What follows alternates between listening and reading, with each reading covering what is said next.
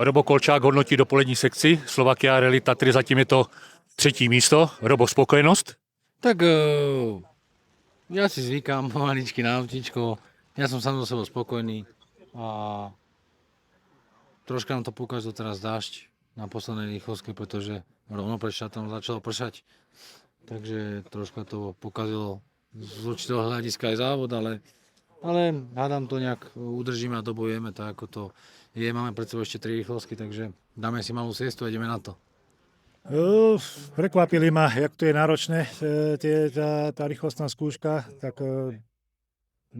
necítil som sa dobre v aute, asi nemám dobrý rozpis, tak, alebo tak, takže niečo sme stratili, tak som sa hľadal na začiatku, tak dlho v aute som nesedel a veľa som neodjazdil, takže nebol som si istý a bolo tam treba to podržať.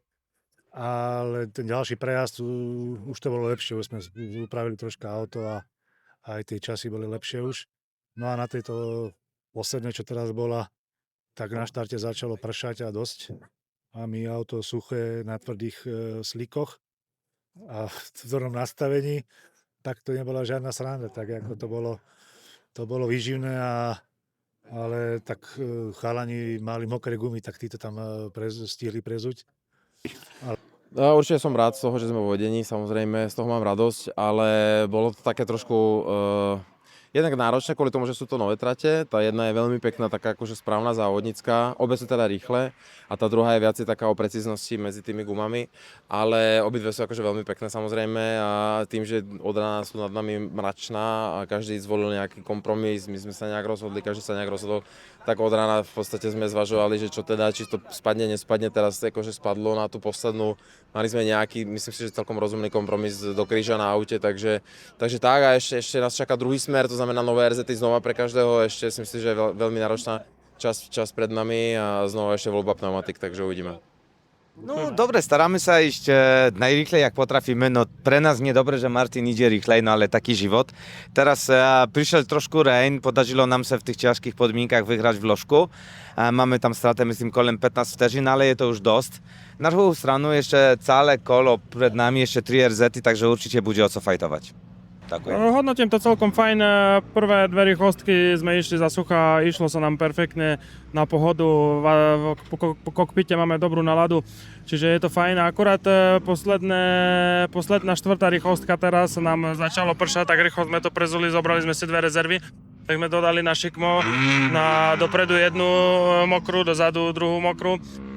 A bolo to náročné, lebo ten prvotný dážď a šmykalo sa to, takže ale čo dodať, sme vlastne tu na čas je celkom dobrý, takže som spokojný a uvidíme, ako to dopadne ďalej. Určite nie som spokojný, lebo sa trápime už od včera, od shakedownu s predným ľavým brzdičom, kde nám uchádza kapalina.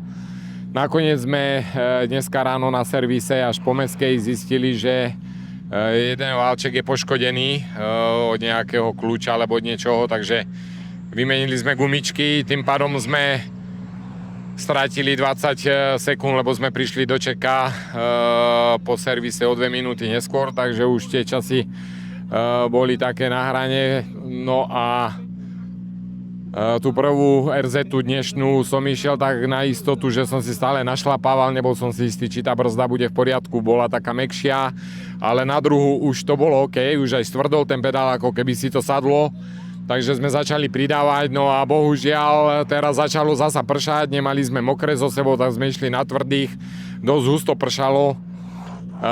Bolo to tak, že o prežitie prejsť tú RZ a doviesť to do cieľa a uvidíme, čo bude ďalej, čo nás bude čakať. Takže zatiaľ tá spokojnosť tam nie je, ale budeme sa trápiť a chceme to dotiahnuť aspoň do cieľa. Vynikajúco, tak hlavne tie ordzovaní, tá prvá, vlastne dnešná prvá RZ, tak tá nám sadla úplne vynikajúco, tá je vlastne aj bez retardérov, tak je to, myslím si, taká technická rýchla trať, tam aj padajú krásne časy, myslím 5. absolútne. No akurát tá dvojka teraz, tá vlastne 5, čo sme poslednú išli, tak samozrejme na prejazde začalo pršať, pred štartom ešte to trošička meškalo, riadne napršalo, boli sme na slíkoch, takže akože bol to troška masakér.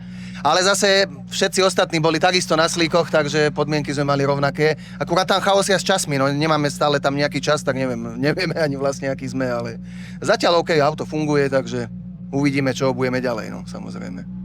Ďakujeme. Prekvapivo, pre nás úspešne a spokojne. Škoda tohto dážu teraz, no a absolútne nevieme, čo zvolíme na ďalšiu etapu variantu, tak uvidíme.